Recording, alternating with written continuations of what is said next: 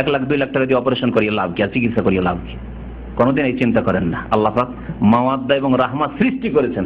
আল্লাহ যদি এই দুটি বস্তু সৃষ্টি না করতেন, ভালোবাসা, প্রীতি এবং দয়া সৃষ্টি না করতেন, তাহলে স্বামীরাও স্ত্রীদের সাথে এই ভালো আচরণ করতো না, দয়ার আর ভালোবাসার আচরণ করতো না, আর স্ত্রীরাও স্বামীর সাথে করতো না। টান দিত যখনই দেখতো যে নিজের মানে কি বলে যেটাকে সুযোগ সুবিধা ফুরিয়ে গেছে, কেটে পড়তো। এরকম করে না। ওয়াজআলনা নওমাকুম সুবাতা, এবং তোমাদের নিদ্রাকে, ঘুমকে তোমাদের ক্লান্তি নিবারক হিসাবে সৃষ্টি করেছি। শাব্দিক অর্থ করলাম। সুবাত মানে কোন জিনিসকে কেটে দেওয়া, শেষ করে দেওয়া। তাহলে এই সুবাতার শাব্দিক অর্থের সাথে আমি যে অর্থ করলাম এর মিল কি, যে আপনার ঘুমকে, আমার ঘুমকে, এই নিদ্রাকে কি করা হয়েছে? ক্লান্তি নিবারক, ক্লান্তি দূরকারী। এই ঘুম যদি না হয় তো ক্লান্তি দূর হবে না। সারা দিন কাজ করে এসেছেন, আর যেমনই খেয়ে দিয়ে বিছানায় লম্বা হয়েছেন, এমন ঘুম দিলেন, একটা লম্বা ঘুম, মাশাআল্লাহ, ফজর আগে শরীরের বেদনা, ব্যথা, ক্লান্তি সব দূর হয়ে গেছে, আবার ফ্রেশ হয়ে উঠেছেন আবার সকালে কাজ করার জন্য। আল্লাহু আকবার। আর যদি নাইট ডিউটি, রাতেও ডিউটি করেন, তারপরে কি ভেঙে পড়েছেন, ঘুম দিয়েছেন, যে ঘুমটা দিয়েছেন, আর জোহরে উঠে আলহামদুলিল্লাহ আরাম পেয়ে গেছি, হয় না? হজ করেছেন যারা, তারা ভালো করে বোঝেন। হজ করার পরে যে শরীরে ব্যথা হয়, তারপরে এসে একটু 2-3টা দিন একটু ভালো করে ঘুম দিলে শরীর আলহামদুলিল্লাহ সুন্দর হয়ে গেছে। তো আল্লাহ পাক নিদ্রাকে কি করেছেন? ক্লান্তি নিবারণকারী, ক্লান্তি দূরকারী। আর কেউ কেউ এর ভাব অর্থ করেছেন এই জন্য, এই ক্লান্তি দূরকারী করেনি, বলেছেন ওয়াজআলনা নওমাকুম, তোমাদের নিদ্রাকে তোমাদের আরামের উপায়, তোমাদের বিশ্রামের উপায় হিসাবে আমি সৃষ্টি করেছি। তোমাদের মধ্যে ঘুম দিয়েছি, নিদ্রা দিয়েছি, যাতে করে তোমাদের আরামের উপায় হয়, আরামের ব্যবস্থা হয়, বিশ্রামের ব্যবস্থা হয়। আল্লাহ না করে কোনো মানুষের যদি অনিদ্রার রোগ থাকে, অনেকের থাকে এরকম, মানসিক যন্ত্রণার কারণে হোক, অথবা কোনো শারীরিক যন্ত্রণার কারণে হোক, অথবা এমনিতেই হোক, ঘুমিয়ে আসে। এমনও কিছু লোক আছে ঘুম হয় না, ওষুধ খেতে হয় ঘুমের জন্য, নিদ্রার ওষুধ খেতে হয়, যার সাইড এফেক্ট রয়েছে, ক্ষতি রয়েছে। নিদ্রার ওষুধ না খেলে নিদ্রায় আসবে না, ঘুম আসবে না। কত যে কষ্ট তাদের, আর স্বাস্থ্য কত খারাপ হয়ে যাচ্ছে, বিভিন্ন রকমের রোগ এই জন্য সৃষ্টি হচ্ছে। ঘুম আল্লাহর বড় নিয়ামত, যে নিয়ামতের কথা আল্লাহ উল্লেখ করেছেন। এই ঘুম যদি আল্লাহ ছিনিয়ে নেন তো কে দিতে পারে এই ঘুম? তাই আল্লাহ পাকের এই কুদরত এবং আল্লাহ পাকের এই নিয়ামতের কথা স্মরণ করিয়ে দিয়েছেন বান্দাকে। ওয়াজআলনাল লাইলা লিবাসা, এবং রাতকে তোমাদের আবরণ স্বরূপ সৃষ্টি করেছেন। আল্লাহকে তোমাদের রাতকে আবরণ স্বরূপ সৃষ্টি করেননি? ওই আগের কথার উপর যদি আফ করেন, যাকে আফ বলা আরবি গ্রামারে, আলাম নাজআলিল আরদা মিহাদার উপর। ওয়াজআলনাল লাইলা লিবাসা, এবং আমি আল্লাহ কি রাতকে আবরণ স্বরূপ সৃষ্টি করিনি? হ্যাঁ, জি হ্যাঁ, আল্লাহ তুমি আমাদের জন্য রাতকে আবরণ স্বরূপ সৃষ্টি করেছো। এই রাতের অন্ধকার যদি না হতো তাহলে ভালোভাবে আরাম বিশ্রাম হইতো না, আরাম পেতাম না, সুন্দরভাবে ঘুম হইতো না। রাতের আল্লাহ ব্যবস্থা করেছেন। দিন আর দিন যদি থেকে যেত, যতই আপনি ঘুমান না কেন, ওই আরাম বিশ্রাম পাবেন না, ওই সুস্থতা আসবে না সেই আরাম বিশ্রামের মাধ্যমে যা অন্ধকারে আসে। এই জন্য ঘরে অন্ধকার, দেখেন অন্ধকার করেছেন। আর শোয়ার সময় যদি অন্ধকার না থাকে, আমি আমার ব্যক্তিগত বলছি, যদি এরকম আলো থাকে তখন ঘুমিয়ে আসতে চাইবে না। আল্লাহর কত বড় নিয়ামত লাইল, ওয়াজআলনাল লাইলা লিবাসা, রাতকে তোমাদের জন্য আবরণ স্বরূপ করেছি, ঢেকে দিয়েছি। পৃথিবীকে আলোকিত হয়েছিল, আল্লাহ পাক রাত দিয়ে কি করলেন? ঢেকে দিলেন। ওয়াল্লাইলি ইযা ইয়াগশা, রাত এসে আচ্ছাদিত করে, আল্লাহ বলছেন। সেই রাতের শপথ করেছি যে রাত ঢেকে নেই পৃথিবীকে। এটা হচ্ছে ওই রকমই, যেমন মনে হচ্ছে যে সূর্যকে তাড়া করে চলে আসছে, রাতের অন্ধকার আসছে না, পিছন দিক থেকে সূর্য যাচ্ছে, আর এ তাড়া করে আসছে, অন্ধকার তাড়া করে আস্তে আস্তে আস্তে আস্তে ঢেকে দিল। বিকেলবেলা আপনি প্লেনে উড়েন, আপনি দিন দেখে উড়লেন, তাই না? প্লেনে আপনিও দৌড় দিয়ে আসছেন, আপনিও পালাচ্ছেন পশ্চিম দিকে, সৌদি আরবের দিকে আসছেন আপনি, বাংলাদেশ থেকে, ভারত থেকে, তখন আর আপনার পিছনে পিছনে রাত কিন্তু তাড়া করে আসছে, অন্ধকার তাড়া করে আসছে, তাড়া করে এসে আপনাকে দিল ঢেকে, অন্ধকার হয়ে গেল। আপনি দিনে বেরিয়েছেন, যদি আপনি ওর চাইতে বেশি, রাতের চাইতে বেশি পালাতে পারতেন, তাহলে দিনে দিনে আপনি এসে নেমে যেতেন, কিন্তু নামতে পারছেন না তো, রাত হয়ে যাচ্ছে না রাস্তায়। আবরণ ঢেকে নিচ্ছে যেন আপনাকে।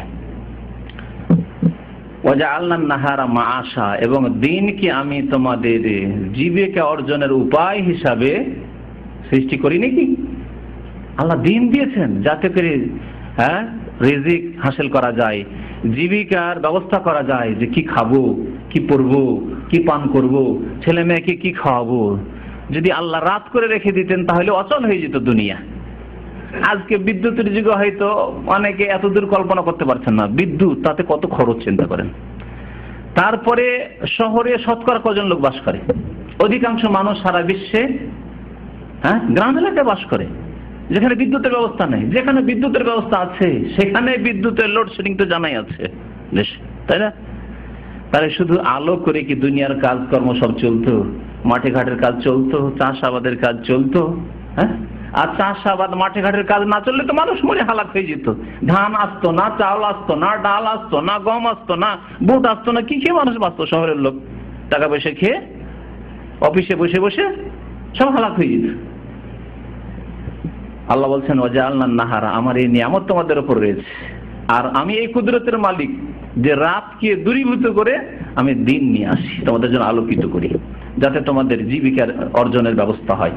ওয়াবানাইনা ফাওকাকুম সাবআন শিদাদা, আমি তোমাদের মাথার ওপর 7টি মজবুত আকাশ তৈরি করেছি। সাবআন 7টি, আর শিদাদ মানে মজবুত। 7টি মজবুত কি তৈরি করেছেন? আকাশ। 7টি মজবুত আকাশ তৈরি করেছি। একটি নয়, দুইটি নয়, একটি আকাশ। কত বিশাল আকাশ! 7টি আকাশ আল্লাহ পাক রব্বুল আলামিন, সাবা সামাওয়াতিন তিবাকা, এক আসমানের উপর আরেক আসমান, এক আসমানের উপর আরেক আসমান, 7 আসমান আল্লাহ পাক রব্বুল আলামিন বিশাল শক্তিশালী মজবুত আসমান তৈরি করেছেন, যাতে হাজার হাজার বছর হয়ে যাচ্ছে, কোনো ফাটল নেই, কোনো রিপেয়ারিং নেই, মেরামত নেই, কোনো জায়গায় যাচ্ছে ভাঙতে যাচ্ছে, বাঁধ ভেঙে যাচ্ছে, রোড ভেঙে যাচ্ছে, বিল্ডিং ভেঙে পড়তে যাচ্ছে, নতুন করে আবার তৈরি করতে হবে, এরকম কিছু আছে? আল্লাহ কত মজবুত আনশিদাদা, সত্যি মজবুত 7টি আকাশ তোমাদেরকে কি তৈরি করিনি? এগুলো যদি থেমে না থাকতো, ভেঙে পড়ে যেত, কি অবস্থা হইত?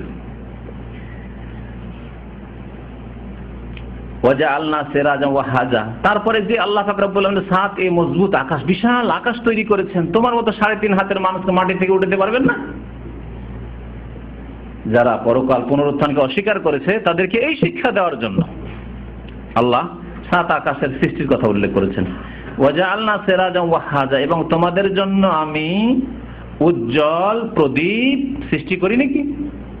উজ্জ্বল প্রদীপ কি? তা সূর্য। সূর্যের কথা এখানে বলা হয়েছে। সিরাজ, সিরাজ বলা হয় এমন আলো দেনেওয়ালা বস্তুকে যাতে আলো রয়েছে এবং তাপও রয়েছে। আল্লাহ পাক রব্বুল আলামিন সূর্যকে সিরাজান বলেছেন, আর চন্দ্রকে বলেছেন মনিরা বলেছেন, শুধু আলো দান করেন। নূর থেকে মনির। নূরের মধ্যে শুধু আলো আছে, নূরের মধ্যে কি আছে? শুধু আলো আছে, কিন্তু তাতে তাপ নেই হয়েছে। কিন্তু সিরাজের মধ্যে আলো আছে আর তাপমাত্রাও আছে। যেমন এই লাইটের মধ্যে কি আছে বলেন দেখি? আলো আছে আর তাপ নেই? তাপ আছে। দেখেন দাঁড়িয়ে গরম হয়ে গেছে, এটা স্ট্যান্ডটা হয়তো। তো সূর্যের মধ্যে আল্লাহ পাক রব্বুল আলামিন দুটোই রেখেছেন, আলো রেখেছেন আর তাপও রেখেছেন। সূর্য থেকে আমাদের যেমন আলোর প্রয়োজন, আলো ছাড়া আমরা বাঁচতে পারবো না, তেমনি তাপ যদি পৃথিবীতে না পৌঁছিত তাহলে কোনো গাছপালা জন্মাতো না, সব বরফ হয়ে যেত। সায়েন্সের যুগে এসব কথা সাধারণ মানুষও বুঝেন অনেকটাই। আল্লাহ পাক রব্বুল আলামিন সূর্য দিয়ে তাহলে আমাদেরকে তাপের ব্যবস্থা করেছেন এবং আলোর ব্যবস্থা করেছেন। ওয়া আনজালনা মিনাল মুসিরাতি মাআন সাজ্জাজা, এবং আমি মেঘমালা থেকে, মুসিরাত মানে মেঘমালা, সাহাব, মেঘমালা থেকে আমি নাজিল করে থাকি। আমি কি নাজিল করি না? আমি অবতীর্ণ করি না, বর্ষণ করি না কি? মাআন সাজ্জাজা, মাআন সাজ্জাজা মানে হচ্ছে মুষলধার বৃষ্টি। মান মানে পানি, মুষলধার পানি, অফুরন্ত পানি। সাজ্জাজা অফুরন্ত বৃষ্টি বা মুষলধার বৃষ্টি আমি কি নাজিল করি না? আমি আল্লাহ নাজিল করি। যদি ঠিক আছে, জমিনও ঠিক আছে, আসমানও ঠিক আছে, রাত দিনও ঠিক আছে, কিন্তু বৃষ্টি বর্ষণ হয় না, বলেন পৃথিবীর কোন জীব জন্তু বাঁচবে? মানুষ বাঁচবে? বেঁচে থাকবে নাকি?